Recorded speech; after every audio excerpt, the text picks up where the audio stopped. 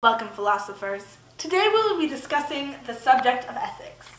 As observers of the world around us, I ask you a question. How can one achieve happiness in this lifetime with such corruption and greed and sorrow? Is it even possible to achieve it? How, I ask you, should mankind live to fulfill all his needs and desires? Now, anyone can start this discussion, but I ask you. Fellow thinkers, my name is Diogenes and I'm a follower in the Cynic school of philosophy. I believe strongly that one cannot depend on external advantages, luxuries, or social conventions that society throws upon us to achieve true happiness. The only way to achieve happiness is not finding in such silly and absurd social statuses or valuable materials. For how can one be stolen from if he does not own anything?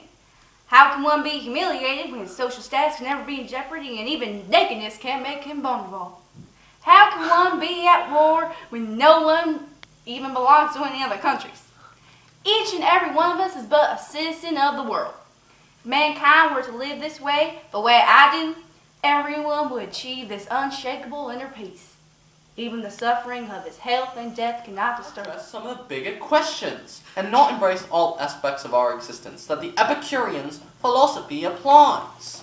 Where does the world come from? All my logic tells me that the only thing in the material universe is atoms and space, and that these things are indestructible and eternal.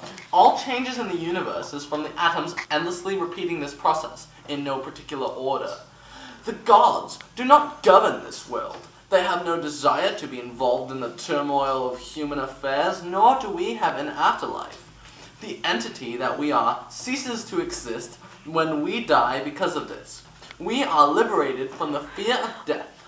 Non-existence is our inescapable destiny, and we should live this life in the moment and at the fullest. We should enjoy the pleasures of life, such as material luxuries, and surround ourselves with like-minded people. I believe that there is nothing higher that is ruling or more nature or God.